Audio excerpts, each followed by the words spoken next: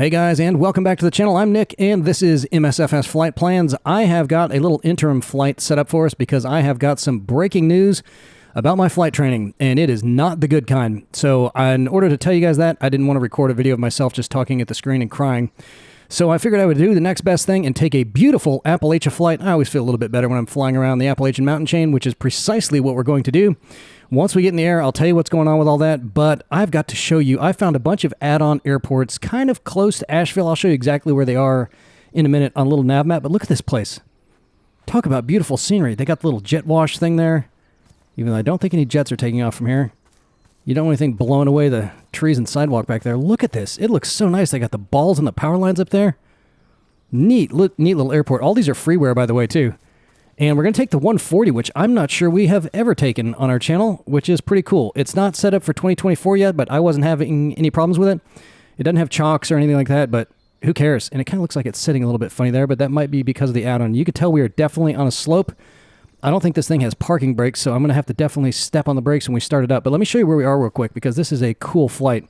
And I'm going to give you guys a couple of different options of where to fly to, just to show you generally where we are, because you're not going to be able to load up this flight plan, though I will include it along with all the links to the add-ons in the video description and the few bookmarks that I have.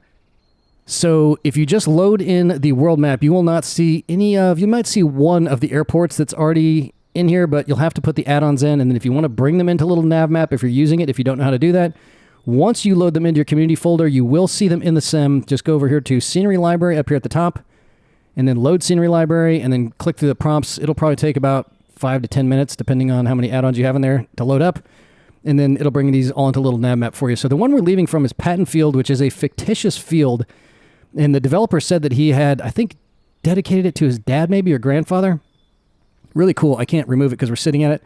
So I think there's just a big open patch right here. The other one that is going to be included is also, I don't think this is fictitious because watch, I can remove this one, but it's really done up quite a bit. Let's take the airport off. You can see there is a little strip of some kind there, but it put runway markings and everything's on there, and it's got some boats and stuff down here by the dock. It looks really, really cool.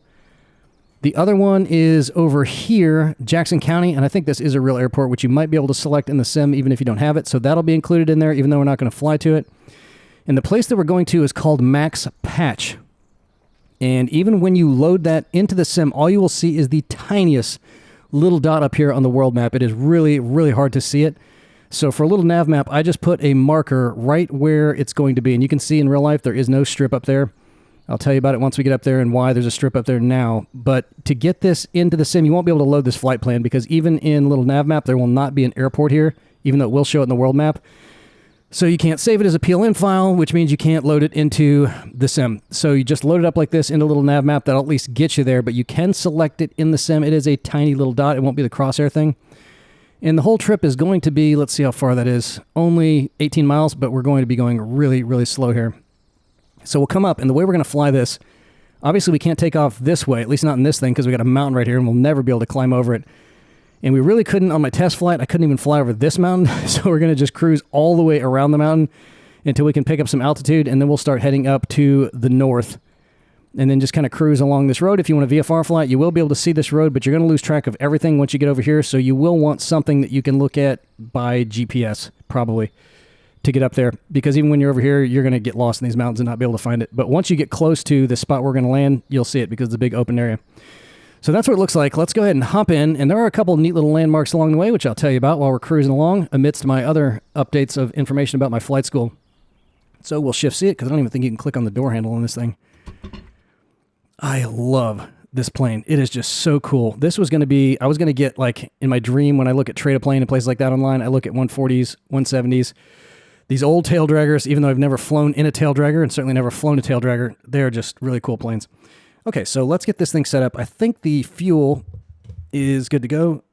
Yep, it is. Okay, so that's good. So this is a little bit different. It's got these old school buttons here. Like, there should be an 8-track player right here.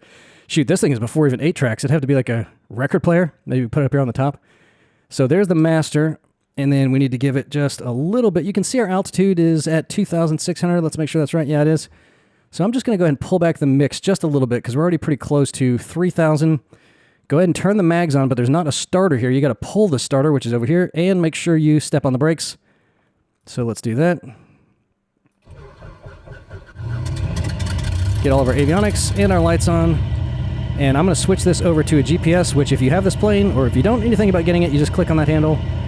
And now we've got our GPS, which is what I'm going to be using to follow this thing. So let's back it out just a little bit so I can get back over to that. And then get this thing turned around.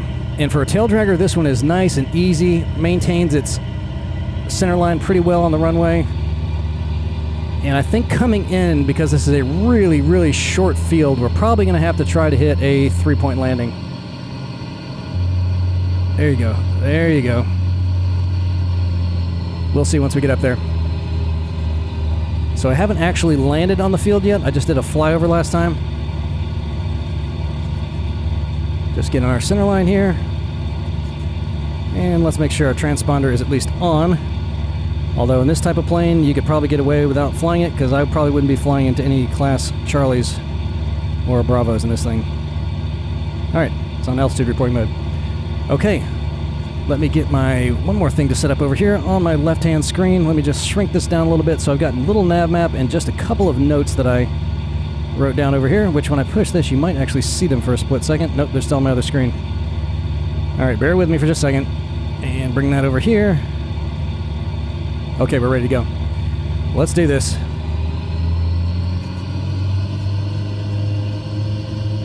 Down to the right, once you get off the runway, there's another little lake down there that looks pretty neat if you want to go check it out, but this thing is just so slow, it would take so much extra time to fly over there and look at it. Look at that. Look how nice and easy that nose comes down. Beautiful. I'm going to guess the rotate speed's around 55 knots, like a 172. So there we are, hitting it. And we're off. This is not the live weather because it was pretty overcast, although I did move the sun to, it's about probably 7 o'clock local time, PM. Take a little helipad down there. Let's see if we can just see the lake over to the right. We'll dip the wing a little bit as we come up here. There it is right there. And it is a man-made lake. They got a very, very small dam over to the right. Doesn't look like much. Okay, so we'll make this left-hand turn here. Just keep an eye on that airspeed. As we start our climb, I'm going to put a little bit of pitch in. Get that nose up. And there's the mountain right there out of our left-hand window that we're going to come around the side of. Then we'll catch back up with our GPS line. Well, is there another opening there? I'm going to keep coming around this way. Actually, I might be able to come all the way around that thing. Okay, we'll cut in between those mountains. So here's what's going on with the flight school situation. If you guys have been watching the last several videos, you know that I was a student pilot. And the arrangement I had, if you saw the very first video where I broke the news about that with the owner of the flight school, is that he wanted to develop a YouTube channel. And I was going to help him do that, and I was going to swap a pilot certificate for helping him launch that, which would have been a big commitment on both of our parts, but I really wanted to be a pilot, and he really wanted a YouTube channel. But as we got into it, you know, I mentioned we were originally going to film it out in his hangar with his J3 Cub, which was awesome, but it was loud and hot, and, you know, it's a working hangar. There's a freeway right next to it. So we were going to move inside to the maintenance hangar because he's also got a business relationship with the airport maintenance guy, which would have been really cool. We were going to have our own room that was going to be the studio. But there was some kind of issue with the lease agreement with the maintenance guy, who now does not have the space that we were going to use for that, so we were going to have to go back into the hangar. But the owner of the flight school just got a new plane, so now he has 3 planes that he's trying to deal with, and he's picking up some new CFIs, and we had a conversation last week, because I probably got, you know, I need to look, I guess I probably have around 8 hours maybe in the plane, and hadn't paid for anything yet, and we hadn't produced any YouTube videos, so we had a conversation last week, and I said, listen, man, you know, I know things are not going as you had expected, now we're kind of getting bogged down with time and all that, what are you thinking? And he said that he figured if things worked out well, he would be able to get maybe an hour or 2 a month to record the videos, which is not going to work for him. Not trying to launch a YouTube channel, and it obviously wasn't going to work for me because I'm not going to fly once a month, trying to be a student pilot. So we had to put the whole thing on hold, possibly indefinitely. And I was thinking maybe I'll just become a regularly paying student, which I could probably afford to do. But the issue is I've got 4 daughters, as you guys know if you've been hanging around the channel for a while. 3 of them are now driving, 2 of them are in college, and 2 of them are playing the equivalent of professional soccer for kids, which is Like, when I look at my expenses for the year, it's like mortgage, soccer, everything else. So even though I probably could afford to pay for it, it would not be the responsible thing for me to do right now. So I had to talk with the family. Had to talk with Brian, who you met here on the channel, my CFI. He was totally cool about it. And I'm just going to have to put everything on hold for now. And even though I was totally bummed out for a couple days about that, because obviously I was really, really excited about that, I started thinking that even if I can't ever come back to it, and I'm sure I probably will once my kids are a little older and the expenses are more under control, the experience itself was amazing. Really amazing. I would have never, I'd passed the FAA written exam. I would have never done that. The knowledge I gained from that, incredible. All the hours I did get flying planes, amazing. Just amazing. And it was awesome. And now that a few days have gone by and I'm done crying about it and picked my lollipop up out of the sand, I started thinking, okay, let's just say I did get my PPL. Then what? I'm not going to be a professional pilot. I've already got a well-established career. I own a company, so I'm dealing with that kind of stuff. The wait time for hangars or even tie-downs in Jacksonville is like 5 years, so the idea of owning a plane, which I couldn't afford anyway, is pretty much out of the question, at least for 5 years. And then it's like, well, what are you going to do? Just try to keep renting planes for a while? And I was just like, it was impractical. Impractical for me. But here's the good news. Now I can go flying with Brian, just renting planes with him as the pilot. And through all the experience I've gotten, I've gotten very good at working the radios. I can build flight plans. I can work the avionics. Pretty much do everything about flying really well that you need to do to fly it, except the landings. I'm still a little bit rusty on those. But I think we might have even more fun now, because now I don't have the stress of trying to fly as often as I can, looking at my pile of note cards and books all the time, thinking, oh my gosh, I still got to go back to that and study all that for my check ride. I think it's going to work out just fine. And I've lived long enough now, I know many of you have too, that I've come to understand that usually following the biggest disappointments in life, great things happen. So I'm looking forward to that. Not to mention the fact that just for the channel alone, this channel, now I get back to doing what I was doing before. I'm still going to keep pushing through with all of my certifications for radio navigation. I want to get really good at IFR, learn how to do all of that stuff. So I'm going to keep pushing along as if I was still a student pilot. And we'll still have some fly-alongs with Brian doing the kind of things that student pilots would do. So you guys won't miss any of that experience. And I get to miss out on all the stress of actually being a student pilot. So I think it may be a best of all worlds. I would have loved to have gone all the way through it and said, hey guys, guess what? Now I am officially a private pilot. But then even if you become a private pilot, after talking to other guys that have done it, it's like, if you're not going to get your instrument rating, that really puts the clamps on what you can do as a pilot. If you just have your PPL, you can never fly into clouds, ever. Unless there's an emergency, which in Florida, where clouds just pop up all of a sudden all the time, really, really limiting. So it would have only made sense to go and get my IFR rating, which would have been more time, more money, more difficulty, more stress. So I just don't think it was in the cards for me right now in life. As much as I hate to tell you guys all that, and as much as I hate to experience it myself, I think everything's going to work out just fine. And again, the experience itself was totally priceless.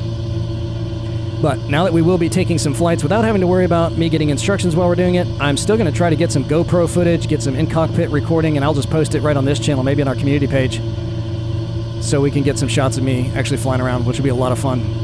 The flight school just got a brand new Warrior, just got a new paint job with glass avionics, which is awesome. They got that Cub. We'll do some flying around in that thing. So I'll keep you guys posted on all that. Okay, our first landmark here, right down to the left, this is called Waterville Lake. And at first I thought that was just a river, and it's part of the Pigeon River, which runs through this area. And we're not too far. We're kind of between. So off the nose there, that would be Knoxville over there in Tennessee. And then way over to our right, which is blocked by those mountains, is where Asheville would be. And early on in the channel, we did take a flight from Asheville over to Pigeon Forge. And this river here is called Waterville Lake, which is formed by the Walter Dam, which you can actually see right over here. Maybe we should go take a look at that thing. I didn't fly down there before. In 1930s when they built that dam, and they did put a little hydroelectric plant in there. Not real big, so probably not generating a ton of juice, but there's not a lot out there, so it probably doesn't need to. But then when I was looking into it, they said, this is what the internet said anyway, that they also built this lake because the river was really polluted back in the day. Let's pitch down just a little bit because I don't want to climb too much higher. I think the field's at about 5,500, so we probably need to get to 6,600. Let's keep going up a little bit. So this dam helped with the pollution because it turned that lake into a gigantic settling tank. which must have been pretty gross if you're going around there and poking around at the bottom. And I don't know how deep that is. I couldn't get a lot of information about it. Yeah, we're going to go check out this dam real quick. Not too far off the beaten path. But if you're thinking about going out here and boating or swimming around today, they say that it is now perfectly safe to do that.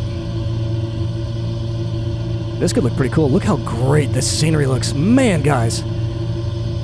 Something about being in Appalachia. You know, we took that flight not too long ago to that little place up by Boone. I can't remember what it's called. Elk River, maybe? Which we drove right by when my daughter and I drove through here last fall. This area is just gorgeous. And look, there's just nothing out here. And this is what it's like. You'll just find this one road that cuts through everything.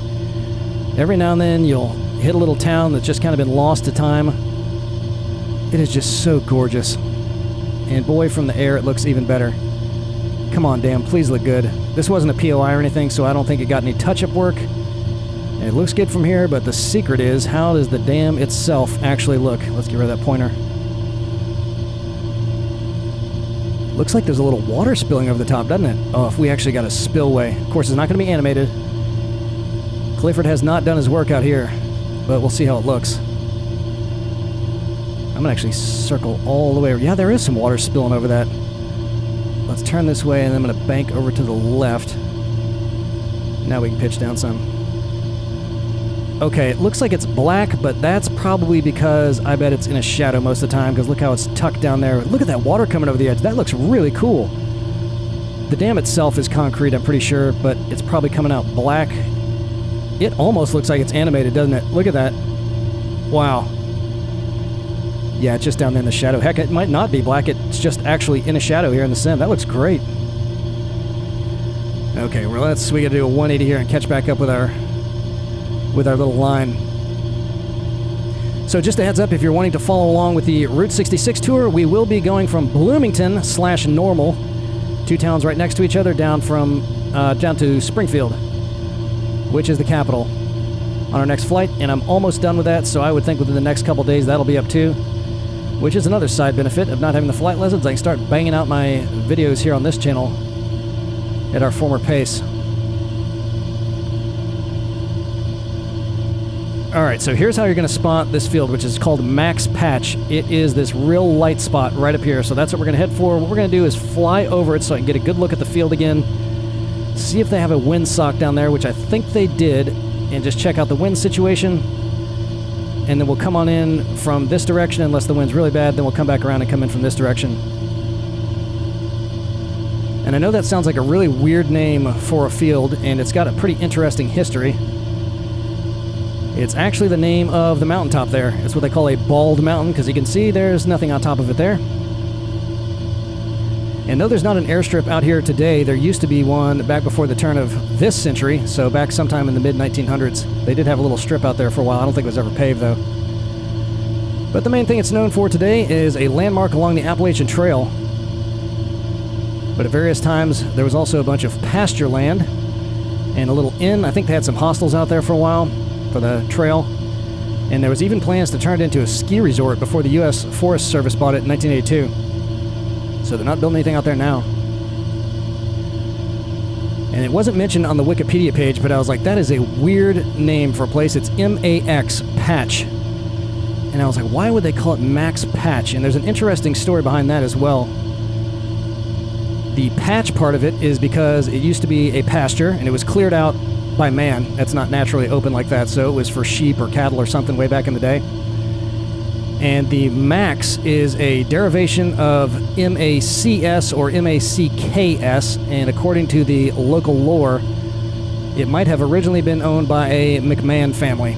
So they called it Max Patch, and over time it just became Max with an X Patch. Pretty cool, huh? Kind of thing you'd find out here in Appalachia. All it needs is a little jug band up there. So when we come down, we're going to see a lot of little tents and a bunch of flowers and stuff along the side. The flowers may not pop in until we get a little bit closer.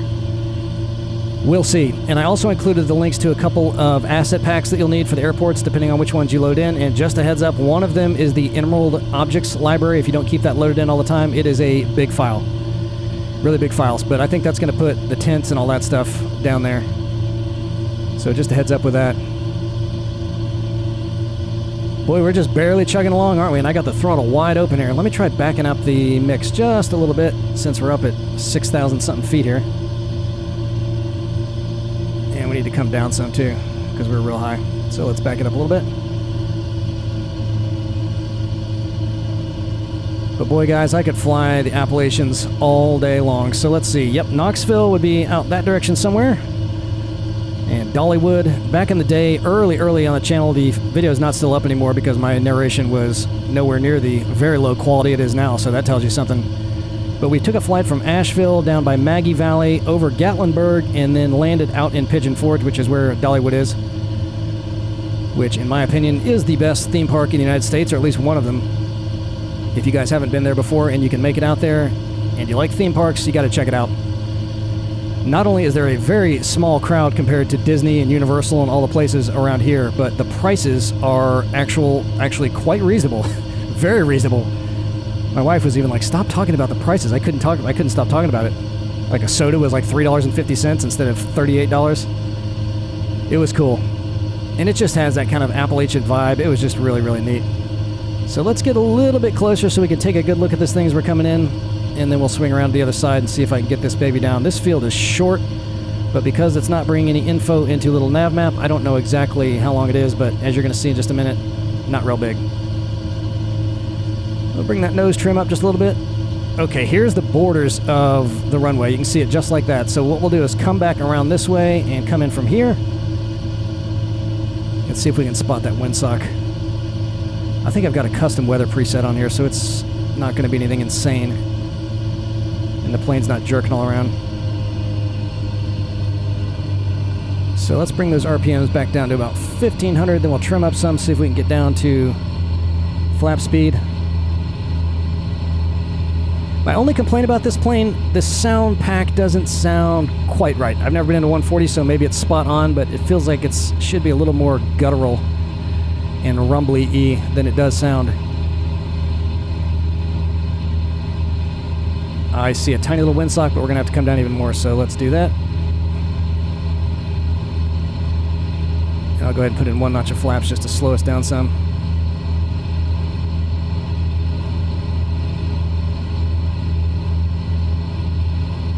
I can't see the windsock at all. Well, I can see it a little bit. And there's something written on the runway down there. We may have to come to the other side because it looks like the wind is coming this way. All right, we can do that. Yep, we're going to have to come the other way. Oh, there's some other things popping in down there. All right, so we'll do a left base to the other side. Not real windy. We could probably do it this way just fine, but we'll come in the other way. That would give us more time to descend anyhow. Oh, look at that house up there. Imagine having a house on the very top of one of these mountains. That would be amazing. Very, very cool.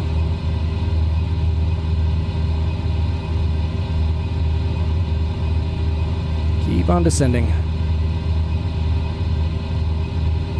But again, the problem with living out here in these mountains is trying to get to a grocery store or the mall or anything else that you need to try to get to that is any kind of civilization.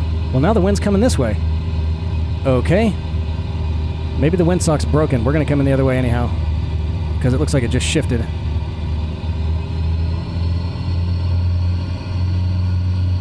According to that windsock. Now it's a crosswind.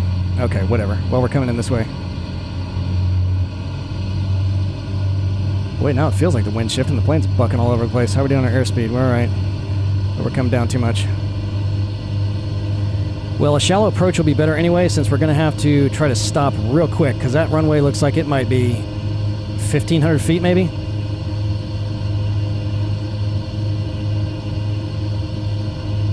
Boy, we're having trouble. I'm going to have to bring the flaps up. Let's bring them up one notch. I'm losing altitude.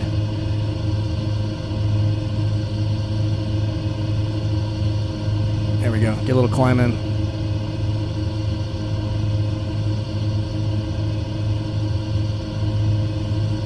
Come on, baby, climb. All right, I'm going to bring the flaps all the way up. We're going to wind up stalling. Pull the mix out a little bit more. See if we get some more horsepower out of this thing. So that's it, guys. That's my bad news that may be ultimately just fine news. I'm not too heartbroken about it. It was just such an incredible thing. I loved it so much. And the greatest part about all of it, every flight, I mean, don't get me wrong, those of you that have been through pilot training, or if you're pilots now, you may remember what it was like. It was stressful, extremely stressful. But it was just heart-pounding, adrenaline-rushing, amazing. And I don't consider myself much of an adrenaline junkie, but it was just cool. The biggest frustration for me was I have very high expectations of everything I do. So I figured maybe an hour would be all I need to become an extremely proficient pilot. And once I realized that was most certainly not going to be the case, every additional hour was just like, I'm not a good pilot at all. Not at all. It's just so much different than simming, and I'm not even that great of a pilot in the sim, but I figured with all these hours I had in the sim, it would have meant something, but not really. Didn't translate very well. So we may have to do a little slippage here, which we'll do right now.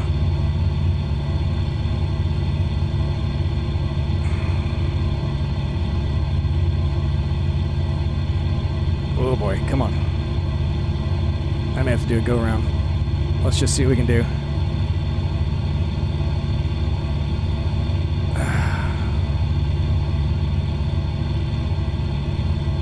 Yep. Alright, we'll go around one time. I'm just going to come back around the other way. We will not do the impossible turn. Flaps up. Not all the way up, though. Well, this is some good training, guys. We get to look at these nice little houses over here one more time. So if you feel like you want to cruise around out here, check out all those other little airports. They look real nice. Just really nice looking airports. Any of them out here, pretty much all of them have freeware add-ons at flightsim.to. So if you just want to cruise around the area and do a little sightseeing, it's great for that. Alright, so I'm going to swing out this way and just do a light bulb shape. There's no ATC out here. We can do whatever the heck we want.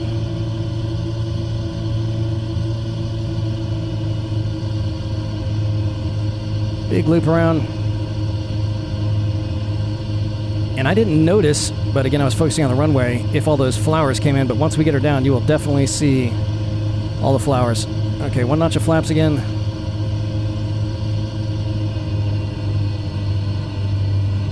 Take a full hard turn. Airspeed's looking good, probably a little bit high.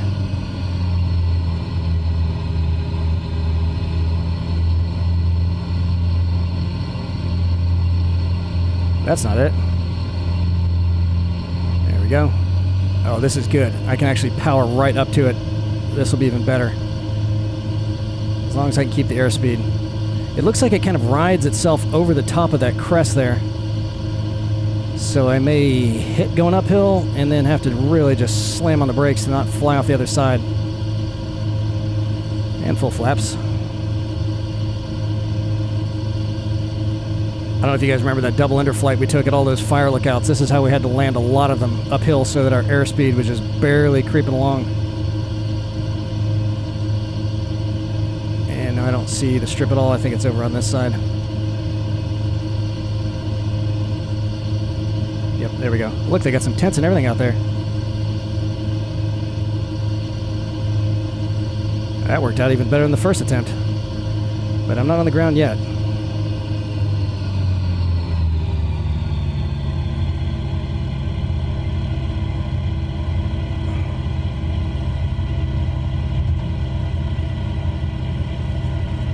Look at that. We're just going to make it. All right. Okay, I forgot to bring my yoke back in, but that's fine. At least I could see all the stuff going on over there. All right, so let's pull the mix back. Let's just hop out and look around real quick, see how this area looks.